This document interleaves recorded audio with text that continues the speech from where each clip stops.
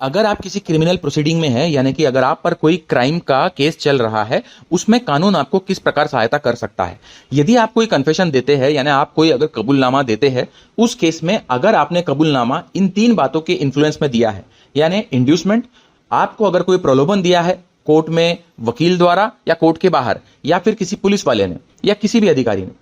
उसके अलावा आपको अगर धमकी दी गई है उनके द्वारा ही, वकील, पुलिस या और किसी अधिकारी द्वारा, और उस धमकी से आपका कबूलनामा लिया है, यानी कि थ्रेट।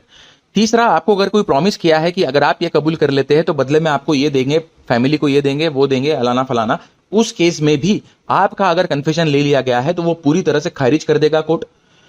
इसके अलावा जो है सेक्शन 24 में ये बात कही गई थी इंडियन एविडेंस एक्ट में, सेम बात सेक्शन 22 में है भारतीय साक्ष्य अधिनियम में।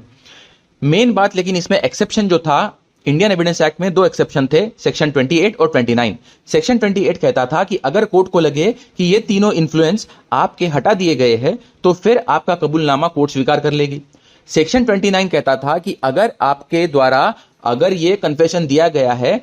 सीक्रेसी के प्रॉमिस में, यानी इस बात को सीक्रेट रखने के, इसमें किसी ने धोखे से बोला कि मैं सीक्रेट रखूंगा और आपका कन्फेशन ले लिया, या फिर ये बात आपको शराब पीकर आपसे कन्फेशन ले लिया है यानी इंटॉक्सिकेशन में, या फिर आपको धोखा देके आपको धोखे से कन्फेशन आपका ले लिया गया है, तो भी ये आपका कन्फेशन अगर आ गया है तो कोर्ट इसको मानती थी। ये सेक्शन 29 में था। यही बात अब सेक्शन 28 और 29 का जो एक्सेप्शन था वो भारतीय साक्ष्य अधिनियम में सेक्शन 22 में डाल दिया गया है। तो इतना ही फर्क है कि 3 अलग अलग सेक्शन को भारतीय साक्ष्य अधिनियम में एक ही सेक्शन 22 में दे दिया गया है आपके कन्फेशन से संबंधित, जहां पे आपके कन्फेशन को कोर्ट जो है वो दरकिनार कर देती है अगर ये 3 इन्फ्लुएंस में लिया गया है। धन्यवाद।